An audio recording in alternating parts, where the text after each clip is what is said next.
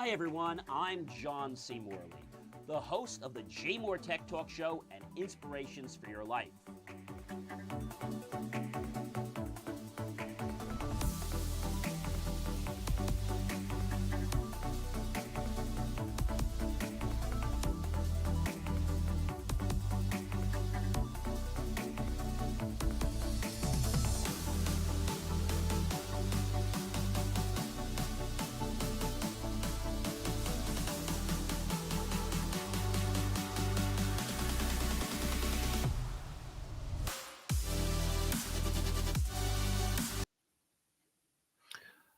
Well, hello there, everyone. It is John C. Morley here, serial entrepreneur. It's always great to be with you on the JMOR Tech Talk Show, as well as any other show or content that I have. So thanks so much for being here with me.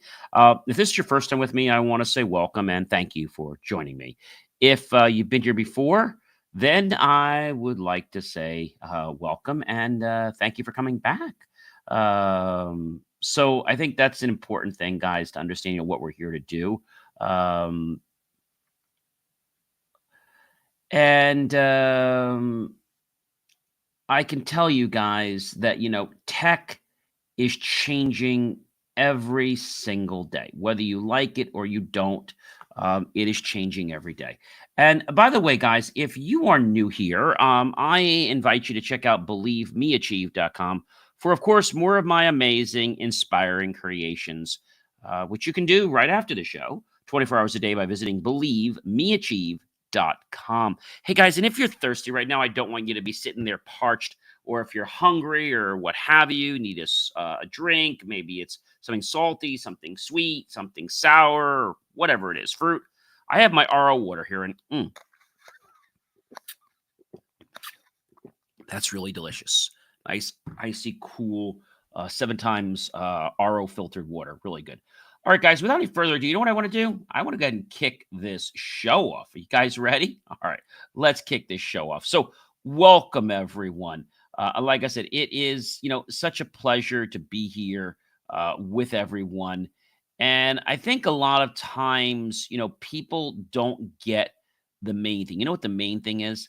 The main thing is understanding what it is that we need.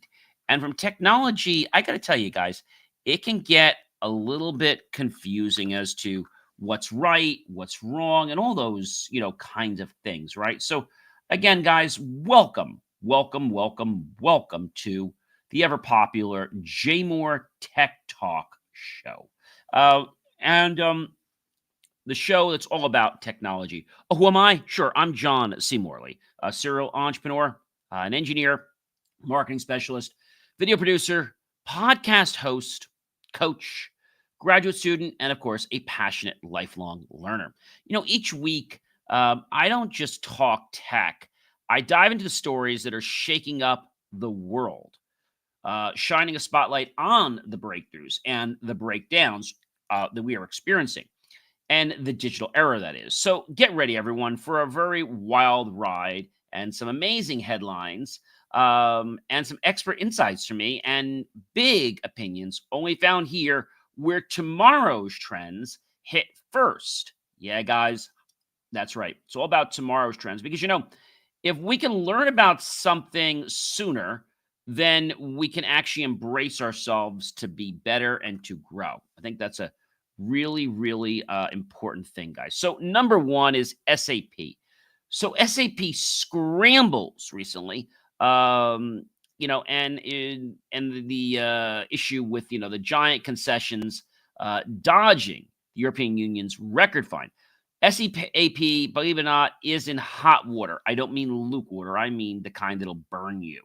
All across Europe, and fighting to avoid a historic European Union fine, with regulators circulating, the software giant is making unprecedented offers that could rewrite competition rules for tech everywhere. Is this the dawn of fairer digital markets, or just a mega corporate chess move? Well, I think we might have to wait and see what's going on and why things are going on. But I know it's pretty amazing, that Europe's software giant SAP is making big moves to dodge this. And is it going to reshape competition rules for every tech player, American, European? Possibly. I think we've got to stay tuned and figure out, what they're up to. This is just the first introduction that we're seeing to it. But we know the European Union is definitely getting up in people's businesses, even if they're really big companies. We thought that they were going to leave Google and certain companies alone, but it turns out they were kind of in let's say a backstep, but really they are trying to keep everything fair, and they'll go after companies like Google, Amazon, etc. Number 2, guys, Microsoft's new AI, that's artificial intelligence, they claim promises faster, smarter medical diagnoses. Doctors, what should we say? Watch out. Microsoft's bold leap into the medical AI could outsmart human MDs with super intelligent diagnosis on the horizon. Imagine an AI system that catches what doctors miss, making healthcare smarter and maybe even saving people's lives. Will this mean a revolution, or should doctors feel threatened? I don't think doctors should feel threatened because AI is not going to have the personal touch. That's definitely number one. So Microsoft's making a big debut to want to unveil the super intelligence that they have and the super intelligence team for medical. Microsoft announces the super intelligence team that's focused on next-gen medical diagnoses. Their goal, AI models that outperform humans and may boost life expectancy for everyone. The specialist humanists superintelligence is coming fast. Experts predict achievements in medical diagnosis within 2 to 3 years. But, they're not always right, guys. That's the thing. AI makes mistakes. Yes, it does. It makes a lot of mistakes. And if AI makes all these mistakes and there's problems, like, what do we do? I think we've got to keep that human connection. I've said this before, guys. We've got to keep the human connection. And if we don't keep the human connection, then that's a big, big problem. You've got to understand that it's all about doing the right thing, not just for you, but for the entire culture. And I think that's something that many people don't realize. They don't realize, like, why or how or anything like that, okay? And so these are some things that a lot of people, like, they just don't get. And the reason they don't get them is that they're wrapped up in their own world, okay? And I think this is something that we're starting to see a lot of, and it's starting to, let's say, permeate a lot of different markets, not just medical, insurance, and many, many other markets. So the question is, should doctors feel threatened? No, because the doctors are always going to be needed to be kept in the loop. I think that's a very, very important thing. And if doctors are feeling intimidated by this, then maybe they should take a few AI courses. Maybe they should learn that AI, guys, and this is the truth, AI, when people ask me, will AI replace doctors? And, when people ask me that, it is transforming healthcare very rapidly, okay? But it's unlikely to fully replace doctors in the foreseeable future. AI enhances things. Let's get that straight. Not replaces humans. Medical complexities are there. Healthcare isn't just about data. Doctors assess subtle cues, patient histories, and make nuanced decisions. Patient trust and his relationships. And then there's legal and ethical limitations, right? So in short, AI will become an indispensable asset and assistant to doctors, but it's not going to be the be-all, end-all set to replace them completely. Doctors and AI working together mean better, faster, and safer healthcare, leveraging tech while keeping human care at the center. I think that's a challenge for a lot of people. How do you do these things? Stay on the edge of tech and not, how can we say, annoy the patients? Because I was talking to a doctor just the other day who's a dentist, and we were talking about insurance. And he was talking about, crowns and what they charge and things like that. So I don't know if you guys know this, but let's just take a guess. Like, what does the average dentist charge for a crown in New Jersey? So there's a variety of prices, right? So the average price for dental crowns in New Jersey, they range. You ready? From 1,000 to 2,500 per tooth. Now the thing is, how much do they get if it's paid by insurance? That's a kick, right? That's a real kick. If it gets paid by insurance, okay, the insurance will typically pay 50 to 80% less of the total cost. So, for example, if the crown costs $1,500 and your insurance covers 50%, the insurance payment would be $750, and you would pay the remaining $750 out of pocket. Coverage may be subject to annual plan limits, often to $1,000 to $1,500 total per year, and others plan-specific rules might be in effect. So it's best to review your individual policy for precise reimbursement schedules and amounts and any type of limitations. So I was talking to this doctor who's also a friend of mine, and I was telling him about, what's going on in AI, and I said, what do you think about it? He's like, well, he says, we're dealing with it now every day. I said, is it affecting? He says, absolutely. I said, so how are you handling it? He says, well, we have one right now that, when, we get a note back, a lot of times we get a note back saying denied. And they'll get something stupid saying, that the picture wasn't attached, and this is all being done manually. But now that's changing to be digital. And like, oh, it's not attached. A lot of times they rip the photo right off of it, or the X-ray right off of it, when they know in good faith that they really are doing the wrong thing. They're just trying to buy time. So here's another example of that. So the insurance company says that the claim is denied. Okay, the dentist office gets that message back. And so the first thing they ask is, why? And so they said, well, because of this and that. And so the dentist is like, okay, fine. I'd like to know the licensed doctor that rejected the claim. And guess what happens? They can't give him a doctor. Because guess what? A doctor didn't make the decision to not cover the claim.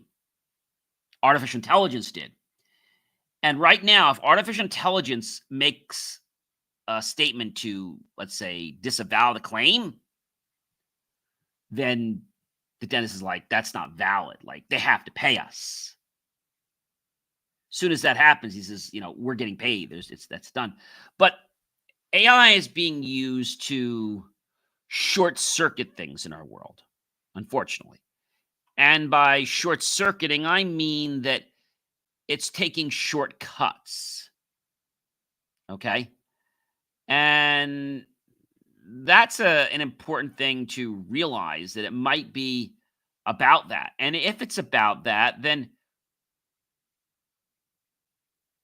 that can be a challenge for people, right? A very, very big challenge.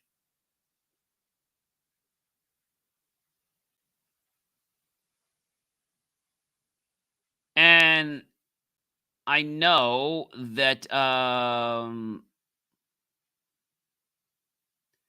when this happens, this changes people's trust. We're seeing it now in job employment. And so an interesting thing that I want to share with you, one of my clients, this person was in an industry for a long time, and because of no fault of the person's own, they were caring for their parents who were, getting older, and they were passing away, and they had to take care of them. And another thing happened. The person's sister actually was getting sick and had to take care of that person too. So this is why the person was out of work for a few years. And then the person did some work for a company, same industry, and they got fired. This is somebody that has 25 years senior experience in this industry. And I said, well, what happened? She said, Don, it was all unfair. I said, well, what happened? She said, well, what they did was, a person came into the, let's say the store or the retail, whatever it was, and the person was not trained appropriately on their equipment.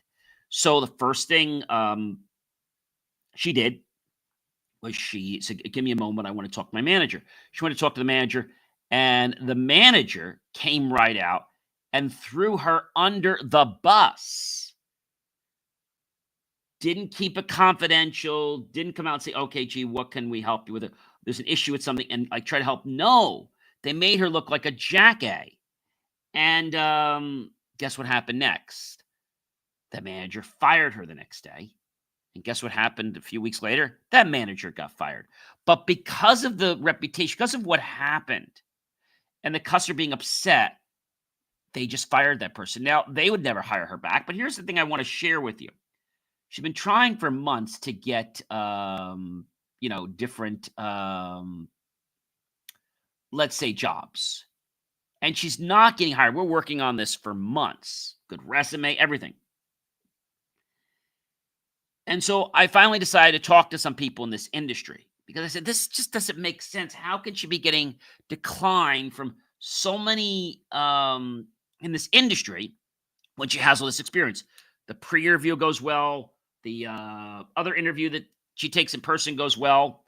And then she gets a letter saying, thank you for your time, and we've decided to move forward with other candidates. Unfortunately, they'll say something like, we've decided to move forward with another candidate who we feel better suits this position, or something like that.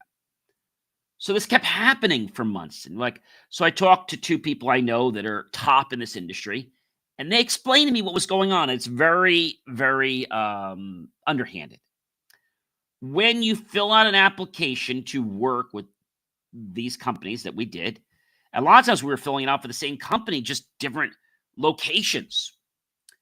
And so they said to me, they asked me some questions about the person. Are they working? I said, no. Credit? I said, well, probably not great. And he said, well, that's the problem. I said, what do you mean? They never ran a credit check. He said, well, actually, yes, they did. So how did they run a credit check? They never asked her.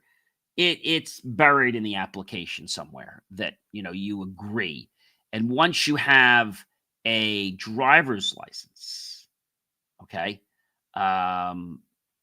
pretty much that company owns you. Like, they know everything down to your first of kin. And even beyond that, right? Mother-in-laws, son-in-laws, father-in-laws, etc. Not just one level, but several levels deep. And so the interesting thing that was happening here is, I said, what's going on? They said they ran credit checks. And when either if let's say her address didn't match, that could have been one thing. The second thing could have been that the person didn't have a job. The third thing could have been they found that she was fired. But the fourth thing could be her credit's not great. I said, this is all really bad. Like, they don't call back. So that's just kind of how they work. And so I did some checking into this, and I said, that's what's going on. This is why you're not getting hired. So there is a program that I found out through another friend of mine that helps to solve this problem. When there are people that are good people, there is something that can be done with the federal government. I think and it's a plan that they don't really talk about too much. It's basically, we call a bonding from, in this case, it's New Jersey Labor Board. And so there's two programs that are pretty similar, but are for different purposes. The federal bonding program for hard-to-place job seekers, and New Jersey Family Leave Insurance, NJFLI, for bonding with a new child. The federal bonding program provides a fidelity bond to an employer to cover potential financial loss from a dishonest employee. while NJFLI provides cash benefits to an employee during a leave of absence to bond with a new child. Now, this person never had any issues with any place she worked, except for this one issue, the way they were treating her at this one particular place. And I have to tell you, a lot of times today, they don't cover your butt. You've got to cover your own. So again, the federal bonding program is sponsored by the United States Department of Labor, and it provides a fidelity bond to employers for at-risk job applicants. This protects the employer against employee dishonesty, resulting in a loss of money or property. The purpose is to help individuals who may be seen as risky candidates by employers, such as those with poor credit, irregular work history, or a justice-involved background, like they were incarcerated, etc., get hired. How it works: the bond is provided to the employer at no cost to them or the employee, and typically covers the first 6 months of employment. How do you apply for it? Well, you contact the New Jersey Department of Labor for information on the federal bonding program and how to get a bond to present to a potential employer. So that's how you do it. And it doesn't take very long to do. You can go to like your local, you can go to your local place and job place, workforce, whatever that might be. And basically what you do is you ask them for this. And so that's how it works.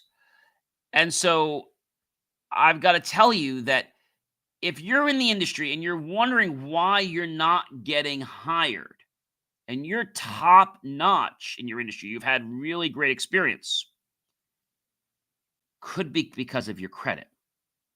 And now there is a solution to help you get back. So I wanted to share that with everybody, okay?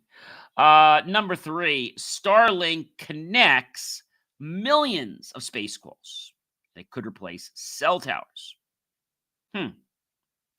That's interesting. We're going to have to keep an eye on that. I wonder if that means prices are going to go up on the per minute, right?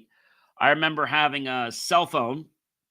Actually, the phone that I had several years ago was actually a cell phone, but it was a sat phone.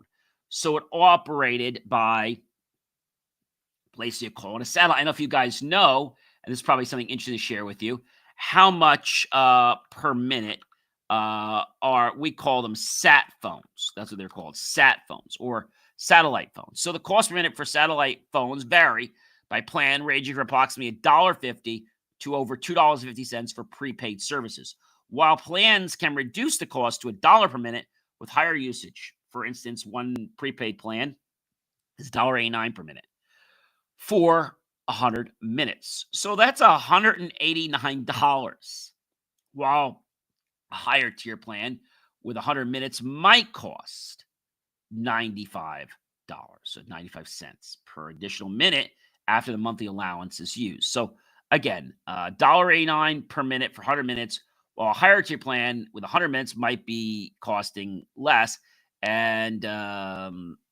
charged with additional minutes. So a 100-minute prepaid plan costs about $189, averaging $1.89 per minute. A 200-minute plan roughly costs about $599, averaging $299 per minute. And a 600-minute prepaid plan costs $912, averaging $1.52 per minute. So if we look at that, right, it looks pretty interesting, doesn't it? The 600-minute plan seems to be like the real sweet spot. So, a 2,000-minute plan, for example, is now coming out about 99 cents a minute. So there's other costs, by the way, like incoming calls are often free on many plans, but this can vary. So it's important to check with your specific plan details and your carrier. Data calls can be more expensive than voice calls. Some providers may charge extra for a US-based phone number to reduce costs for people trying to call you. So who does this? One of them is Iridium. There's other companies, but I've known about them for a while. They're called Iridium. And so they have a phone, and it's used for a couple of reasons. So you have the Iridium Extreme. Then you have Iridium Go, which is used for like doing satellite, like, credit card transactions, touch or swipe all through satellite. They have the Iridium Extreme Push to Talk, which was like the old Nextel. Then they had the basic Iridium 95, 55. Then, of course, they have other products like the Bivy Stick. They have the Garmin Montana, right? So, these are interesting things, and they're around, okay? And so you're probably wondering, the Bivy Stick uses LoRa technology to provide reliable off-grid connectivity without cellular coverage. And a lot of people find that this is something that works really well. So it's dual satellite and LoRa-enabled mesh communication. Again, it harnesses the power of LoRa technology to create self-sustaining, decentralized networks that allow devices to communicate directly. So basically what that means is it connects to the satellites. And then what happens is you can then allow it to connect to different devices that you might need, your phone, your laptop, etc. So the Bivy Stick is a two-way communicator. And then there is the mesh version, which is the two-way satellite plus LoRa-enabled communicator. Bivy is not that new. They've been out for a little while. Bivy allows you to stay connected with your group. This is kind of, what they're doing right now. There's things like Somewhere Global Hotspot you can wear. There's something called a Zolio that is out there right now. A Zolio is a global messaging coverage unit. And again, you can use this as a hotspot. So your phone can connect, and it has a one-touch button for SOS. So, who uses this technology? Hikers, fishers, campers, bikers, right? I know when I'm taking my hike, my cell phone service literally just dies when I'm in certain parts of the hike, usually the ending part where it's almost like I'm off the grid. So, the thing about, using a cell phone, it's a lot cheaper than using a SATCOM, but a SATCOM is something that is becoming more popular because areas you go to don't have great coverage. I know some people that their coverage is so bad that they literally got these extenders inside the house. So Starlink's direct to cell deal puts the Cosmos, basically a claim in your pocket. Phones that will allow you to connect to satellites, not towers. Now, billions could soon dial up from anywhere, turning remote villages into, global hotspots. Are we entering the era of true space-driven communication? Possibly, but the costs of it, like I said, are a lot more expensive than landlines, right? And the traditional cell phone. So that's a big problem. So Starlink's biggest satellite to cell deal, Starlink locks in its largest direct to cell deal ever with Vinon, bringing satellite networks access to 150 million plus people. Smartphones in remote regions like Kazakhstan to Ukraine will soon connect directly to satellites and no more towers needed. Competition in the satellite to phone race is heating up with Starlink's leading rivals like Amazon and AST, and the space mobiles closing. It seems like whatever makes money, Amazon thinks they just want to jump in. They don't have great service, right? But they all just want to jump in. Cisco does the same thing. Like, they don't always build something. They want to buy something so they can have the resource, but they can't even do what they have. So I think that's just really, I got to tell you, I think that's pitiful that they do that. And number 4, guys, the European Union bans adult content and weapons platforms, and the cleanup is what they're saying, or get out. So Europe is cracking down. Digital platforms must block illegal content or face the wrath of the music. With stricter controls, Europe is leading a digital revolution cleanup. Will these moves set a new gold standard for online safety or push users to darker corners? Well, only time is going to tell, but one thing's for certain. It looks like there's not going to be any favoritism in this industry. Number 5, guys.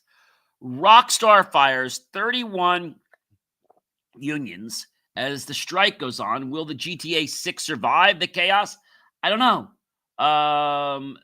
The gaming drama explodes as Rockstar axes 31 workers. Now, unions are rallying about the GTA 6 hype train wobbles, and insiders claim morale is plummeting. Is the world's hottest game studio risking it all as workers fight for respect? I think that's important, guys. A lot of times, you could have everything you want, but you know what you don't have? You may not have respect. And I've always been told that you have to respect people all the time. And so, as we said on other shows, you've got to do what's right, even when no one else is watching. I think that's a really important thing to understand. And number 6, guys, King Charles. Yes, King Charles warns Nvidia AI risks now royal business in unprecedented royal move. King Charles personally warns Nvidia CEO about the looming AI threat. When AI headlines reach literal royalty, the digital stakes are, well, sky high, no pun intended. Is AI the next revolution or the world's biggest risk? I think it's both. I think it is the next thing, but I think it's also a damage because, it's like fire, right? Fire is not good. It's not bad. When we know how to use fire, it can do things like help us. It can, it can warm us and stuff like that, right? But if fire is used in the wrong way, it can also be destructive. So I think we've got to understand this tool, and we've got to realize, how do we make this tool something that we're going to be able to use all the time? How do we do that? I think that's a very, very big issue. Number 7, guys, Musk's Grokbot calls out the UK. The MP AI drama goes, well, yes, it goes public. So Elon Musk's Grok AI bot just labeled a UK MP rape enabler, sending shockwaves across tech and politics. Now, questions about AI's role in society, well, they explode. Can we trust bots to play fair, or is digital drama our new normal way? I don't know, guys. I think it's coming down to a main thing. You know what that is? It's coming down to money. That's what it's coming down to. And so, with this happening, the MP fired back, demanding the bot be shut down and warning that AI platforms need urgent regulation. Can we trust AI to play fair, or will spicy tech cross the line again? I think we can't trust AI to be fair because it doesn't know what fair is. It knows that it needs to do something, but doesn't understand consequences. It doesn't understand why it does something. It's not conscious, okay? Number 8, Australia bans kids from TikTok and more.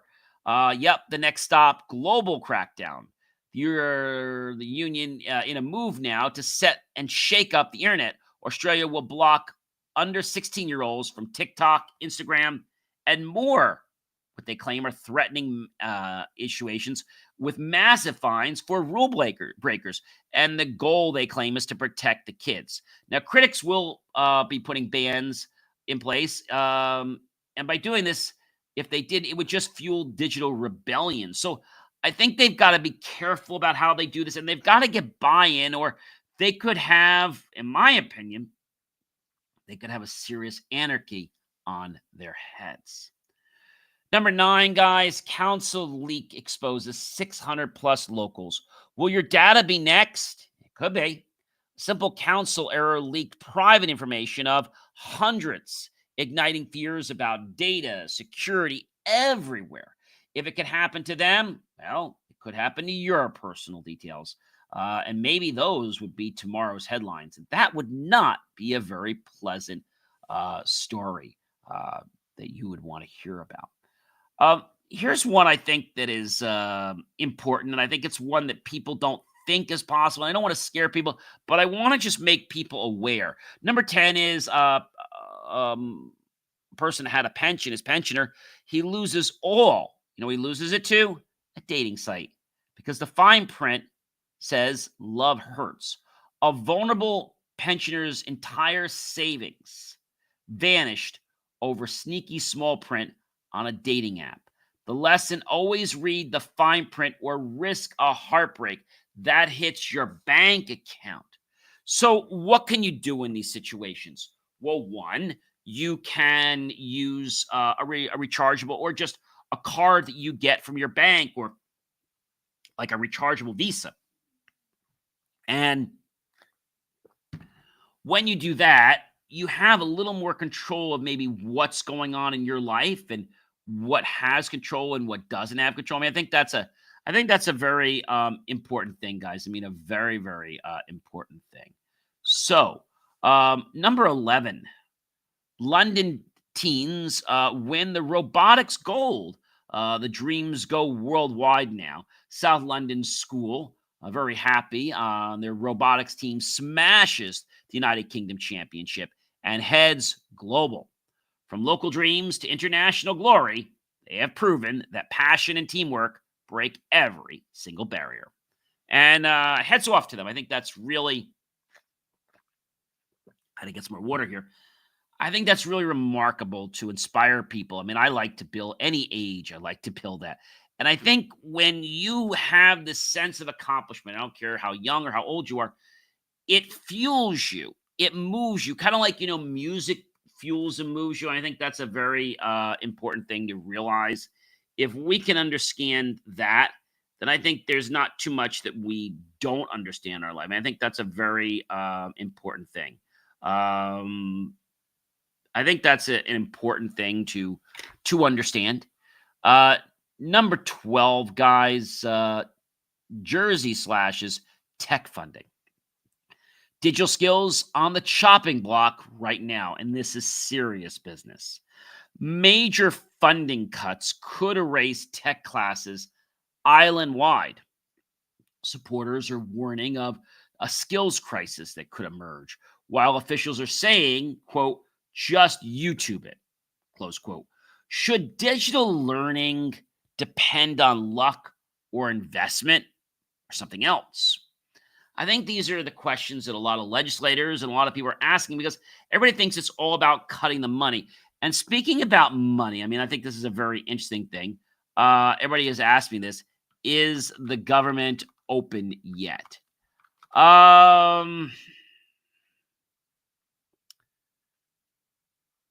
It's still closed. And this is very, very sad, because, they don't really seem to want to do anything big, right?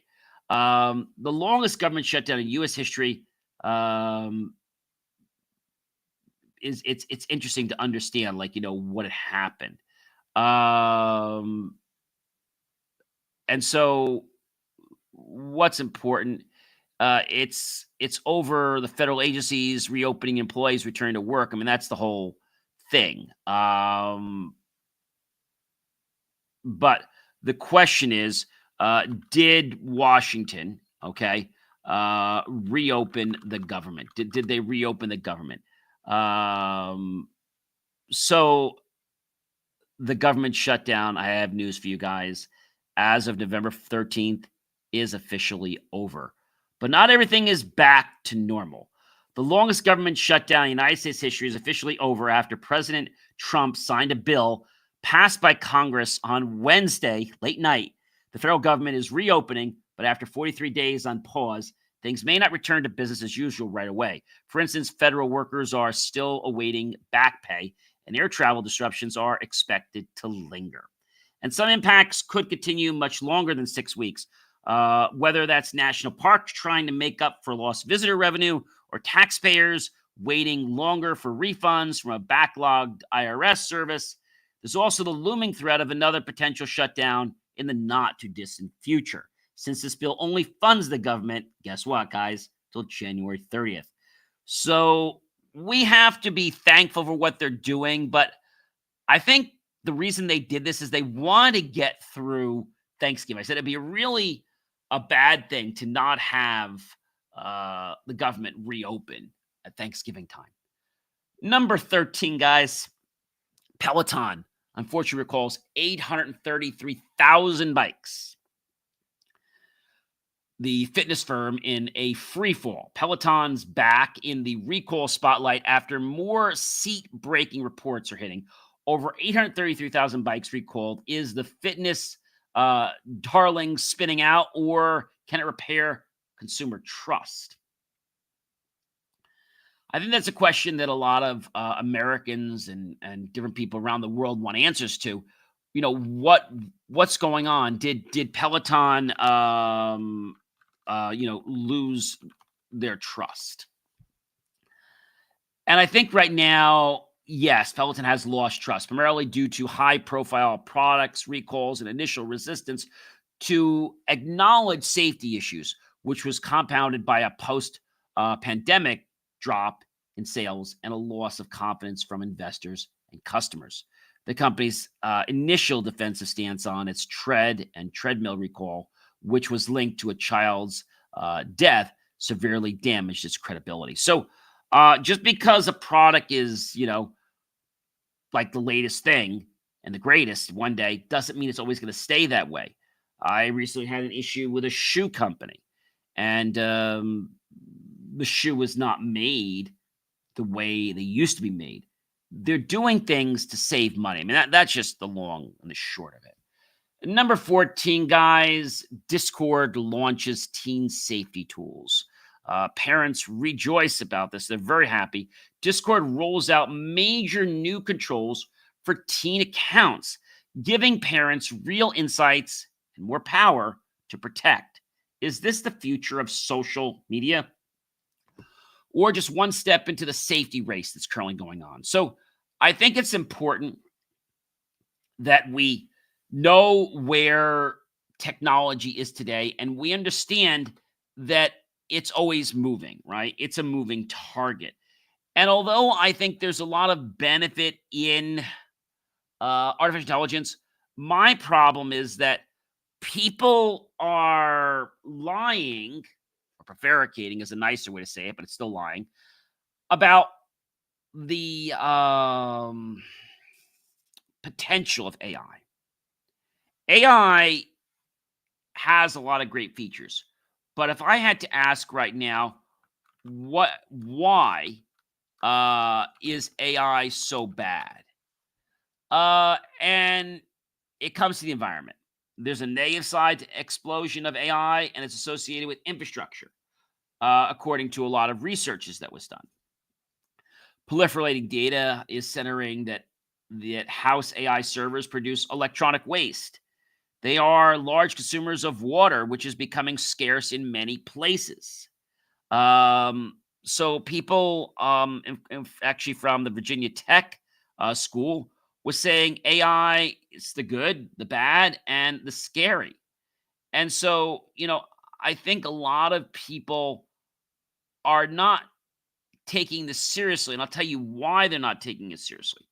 Because it's not directly impacting them. I don't want it to impact you, but when something impacts you personally, that is when you're like, oh, you know what? I better pay attention to this stuff. I better pay attention, because if I don't pay attention, you know what's going to happen? I'm going to possibly make the wrong decision. And that could be a very important thing to know, is that decision that's being made. And the decision that's being made is something that is interesting, guys. But it's something that I think a lot of people don't realize. They don't realize the fact that AI needs, research. And if AI needs research, then I would say to you that we need to be concerned about how we are doing certain things. I mean, I think that's the bottom line. If we cannot be, let's say, 100% trusting, I don't think we're ever going to be 100% trusting in artificial intelligence. I'm sorry. We have to remember that we always have to keep a human in the loop. I don't care whether it's something about traffic lights, whether it's making a human health diagnosis, whether it's analyzing national defense, whether it's being used to help law enforcement. I don't care what the reason is. I'm saying that a human needs to always be in the loop. And you might say to me, that's great, John, but I think we're wasting too many resources on this. And I would say to you, no, we're not. And that is because people are not seeing the negative side of AI. They're just not seeing it. And because they're not seeing it, they're not embracing the whole concept that AI is this. It's a tool, but it's also a very beginning stage work in progress, right? A beginning stage work in progress is something that a lot of people don't understand necessarily. And so what I can tell you is that when we do this, when we understand, and when we start to be, let's say, more questioning of what AI is doing and what AI can't do, I think that, guys, is the major, major thing that is going to help or hurt. Okay. That's very, very important to understand. And if that is that way, then maybe you can understand something about this, right? And again, these are things that are all going to be about people's perception. Okay. I'll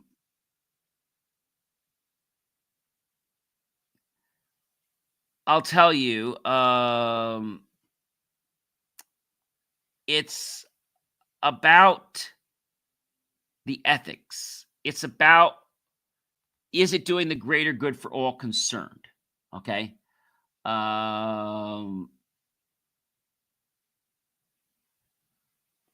That's important to know, guys. It's very important to know, because if it's important to know, then maybe you'll start to realize, like, what's happening. And if you know what's happening, then maybe, just maybe, you will be able to realize, like, why things are happening the way they are. Okay.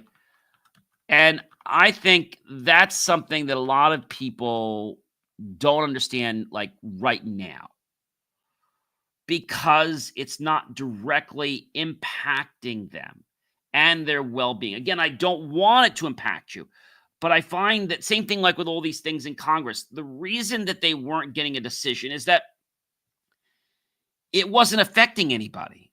All the people in Congress and the House, they were still getting paid this whole time. That's what blew my mind. I don't want to get political, but they were getting paid and we couldn't get the government back open. So again, this bill is only going to fund it till the end of January, so we're safe for a little bit, November, December. But the thing is, why are we banning things? Why can't we come up with a solution that's actually going to be for the greater good of all concerned, right? I think, we talked a lot tonight about, like I said, the tsunami, and I'm saying the tsunami as a thing that I'm bringing up to you, because, the thing about it is that it's just this whirlwind of everything we have, unfortunately, going wrong all at one particular point in time. I mean, nobody really wants to celebrate that, right? But it's like, what do you do, right? Some people don't know whether to laugh or whether to cry. And I think that's a huge, huge problem for so many people, right? And so, things, whether we're talking about privacy, like on social media, such as Discord, Instagram, Facebook, right? New controls. I mean, I think we want to approach things. The problem is we just get one idea and we run with it. But that idea, guys, might not be the greatest idea. In fact, it might be the worst idea that we could actually have. Yeah, it could be the worst idea. And if it's the worst idea we have, we don't want to pick it, right? We do not want to pick it. And that's something that maybe a lot of you don't quite understand. Okay? And this happens for one reason. And it's because of a perception. Now, I've said this before. Your life comes from perceptions.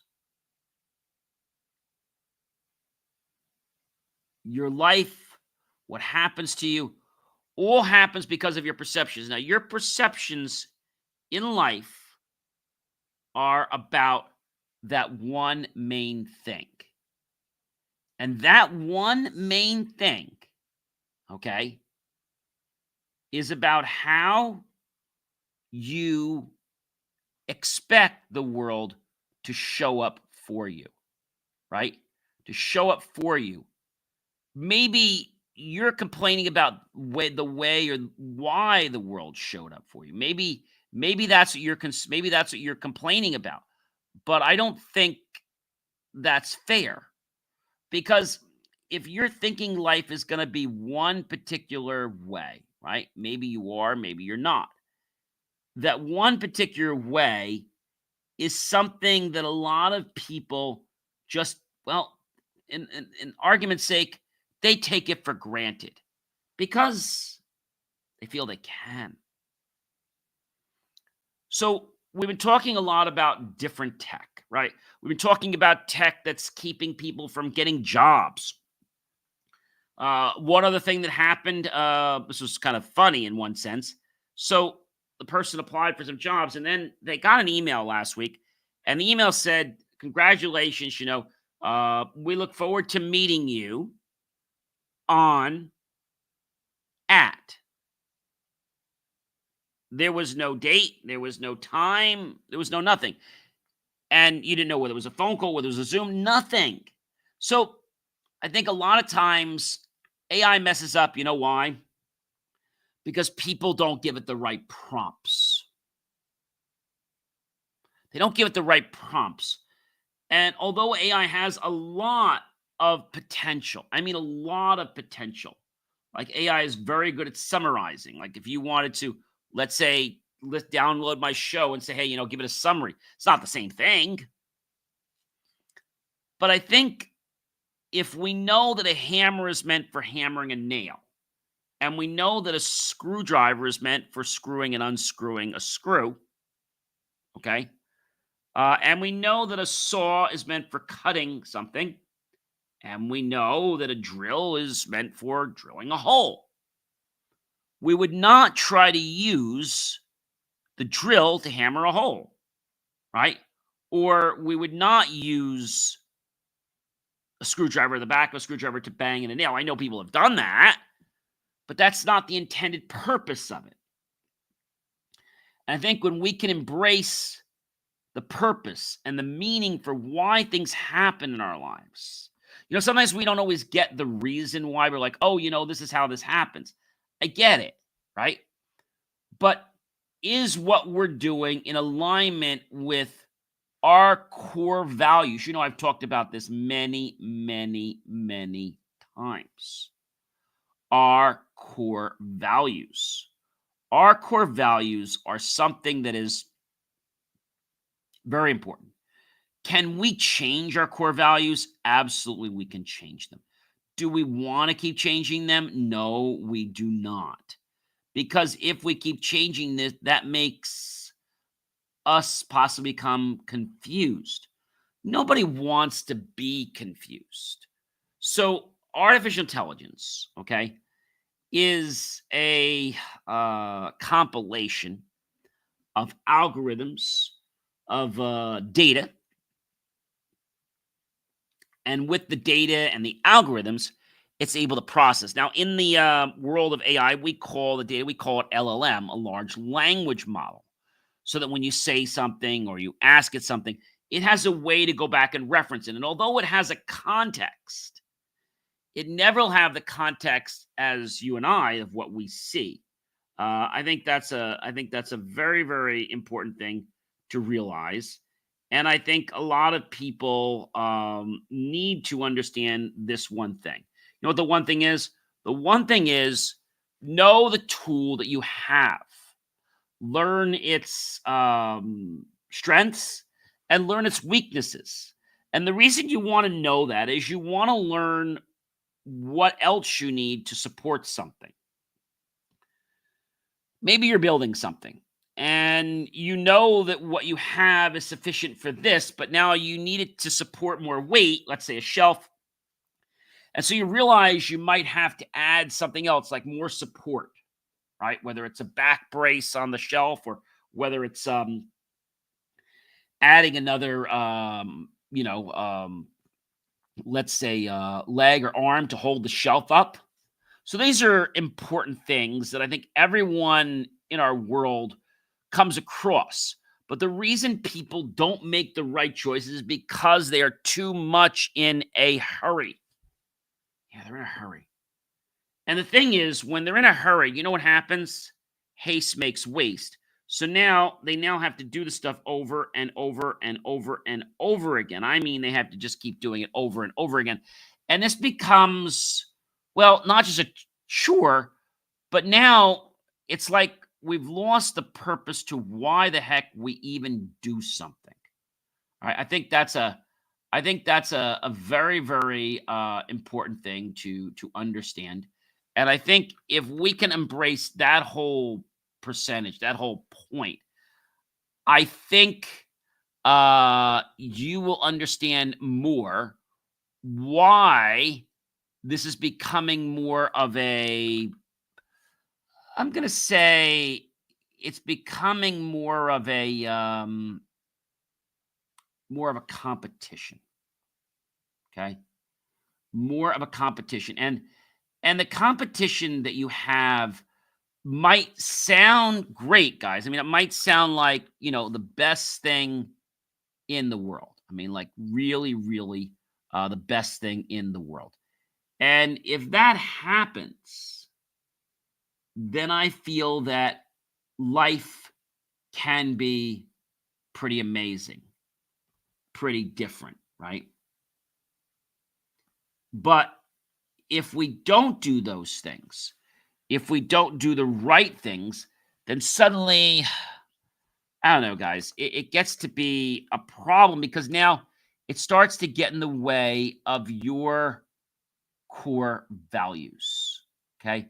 It gets in the way of your core values. And that's something that I think a lot of people, I just don't think they understand the why, okay? And that why might be something that you're saying, well, John, I don't get this. I think that I can do whatever I want. Okay, I mean, I'm not trying to stop you, but I'm trying to give you an idea of how and why things happen the way they do. I mean, I think that's probably the best thing that I can do for you guys is let you understand what that really means. And that's something that I believe is going to change like your whole outlook in life. All right. And that outlook is something that I believe is really something that you're not going to understand today. You're not going to understand tomorrow, but you will understand after you've done this for quite a while. So, hey, guys, I'm John C. Morley. I hope you guys have a fantastic, amazing rest of your weekend. I'll catch you guys next week. Be well, everyone.